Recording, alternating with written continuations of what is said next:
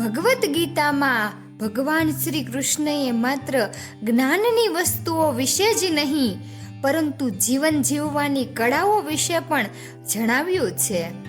ભગવાન કૃષ્ણ દ્વારા અર્જુનને આપવામાં આવેલ ગીતાનો ઉપદેશ દરેક મનુષ્ય માટે પ્રેરણા સ્ત્રોત સાબિત થઈ શકે છે.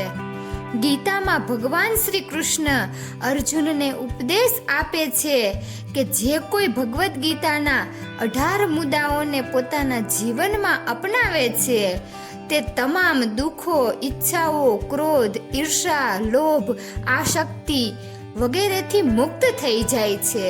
તો ચાલો આગળ જાણીએ ભગવદ્ ગીતાના 18 જ્ઞાનની વાતો.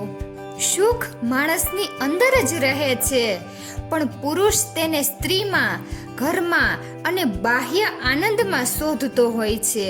શ્રી કૃષ્ણ કહે છે કે ભગવાનની પૂજા માત્ર શરીરથી જ નહીં પરંતુ મનથી પણ થવી જોઈએ. ભગવાનની ઉપાસના તમને પ્રેમના બંધનમાં બાંધે છે.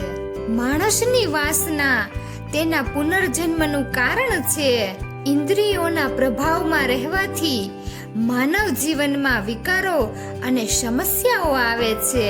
સંયમ જેવા ગુણો એટલે કે ધીરજ, નૈતિકતા, સ્નેહ અને સેવા સત્સંગ વિના આવતા નથી. શ્રી કૃષ્ણ કહે છે કે માણસને કપડાં બદલવાની જરૂર નથી, હૃદય પરિવર્તનની જરૂર છે. જેણે યુવાનીમાં ઘણા પાપ કર્યા હોય તેને વૃદ્ધાવસ્થામાં ઊંઘ આવતી નથી. જેને ભગવાને મિલકત આપી છે તેણે ગાય પાળવી જોઈએ. જુગાર, મદ્યપાન, વ્યાભિચાર, હિંસા, અસત્ય, આસક્તિ અને ક્રૂરતા બધા કળિયુગમાં રહે છે. એક સારા શિષ્યને ચોક્કસપણે સદ્ગુરુ મળે છે. શ્રી કૃષ્ણ કહે છે કે માણસે પોતાના મનને વારંવાર સમજાવવું જોઈએ કે ભગવાન સિવાય તેનું કોઈ નથી. તે જ સમયે તે ધ્યાન લેવું જોઈએ કે તેની પાસે કોઈ નથી, આ ઉપરાંત તે કોઈનો નથી. આનંદમાં ક્ષણિક આનંદ છે, ઉપરાંત બલિદાનમાં કાયમી આનંદ છે. શ્રી કૃષ્ણ કહે છે કે ભગવાનની કૃપાથી સત્સંગ સિદ્ધ થાય છે, પણ ખરાબ સંગતમાં પડવું એ માણસના પોતાના હાથમાં છે. લોભ અને સ્નેહ એ પાપના માતા પિતા છે, વળી લોભ એ પાપનો પિતા છે. શ્રી કૃષ્ણ કહે છે કે દરરોજ તુલસી અને પાર્વતીની પૂજા કરવી એ સ્ત્રીનું કર્તવ્ય છે.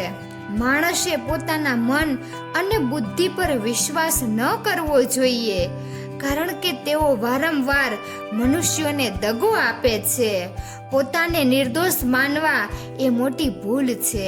જો પતિ પત્ની પવિત્ર જીવન જીવે તો ભગવાન તેમના ઘરે પુત્રના રૂપમાં આવવા ઈચ્છે છે.